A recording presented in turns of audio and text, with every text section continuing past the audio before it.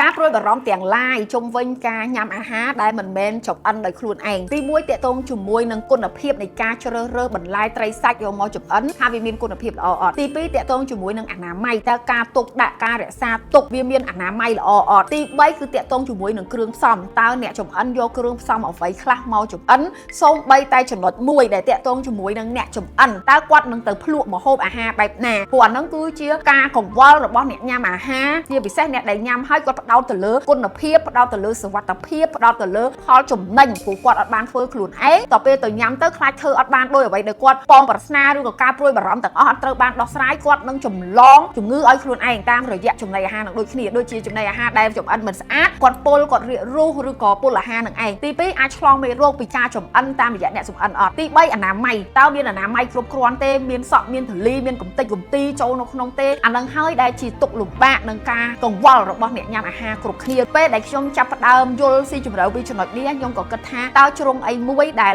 SP ឬក៏ខ្ញុំកំពុងតែនៅក្នុងភោជនីយដ្ឋានវេត្រានេះចង់ចូលខ្លួនមកជួយដោះស្រាយថាធ្វើម៉េចចម្អិនដោយការគិតចម្អិនដោយដៃផ្ទាល់ព្រឹកដូចយើងចម្អិនខ្លួនឯងដាក់បេះដូងដើម្បីទទួលបានសុខភាពល្អដែលខ្ញុំហៅឈ្មោះថា H4 គឺ Head Heart Hand and Health អញ្ចឹងធ្វើម៉េចដើម្បីឲ្យវាបានអា H4 ហ្នឹងដើម្បីឲ្យអ្នកញ៉ាំគឺគាត់ទទួលបានអារម្មណ៍មួយគឺអារម្មណ៍សុខស្រួលអារម្មណ៍សុវត្ថិភាពអារម្មណ៍ចំណេញពេលចំណេញលុយនិងចំណេញសុខភាពដូច្នេះបងប្អូនទាំងអស់គ្នាណាដែលជា fan Vetra ឬក៏អ្នកដែលកំពុងតែមានបញ្ហាទៅលើការញ៉ាំទាំងឡាយតិចទៀត Vetra នឹងបង្កើតចំណីអាហារដែលស្ដាប់ភ្ជាប់ជាមួយនឹងសុខភាពគឺពួកយើងអាចប្រឹក្សាហើយនឹងរៀបចំអាហារដែលឆ្ងាញ់ដោយផ្ទាល់ដៃដោយគិតគូរពីសុខទុក្ខនិងការបារម្ភរបស់បងប្អូនទាំងអស់គ្នាញ៉ាំដោយពេញបេះដូងពេញមាត់ពេញចិត្តហើយនឹងទទួលបានសុខភាពល្អអញ្ចឹងបងប្អូនកុំភ្លេចណាតាមដាន page Vetra ហើយបើមានបញ្ហាអីចង់បានអាហារបែបណាឬក៏ចង់សាកសួរពីអាហារគឺបងប្អូនអាចសួរបានពេលដែល Vetra ដំណើរការចេញជារូបរាងនិងជូនព័ត៌មានទៅកាន់បងប្អូនទាំងអស់គ្នាឲ្យបានដឹងហើយឲ្យបងប្អូនចំណេញពេលចំណេញលុយនិងចំណេញសុវត្ថិភាព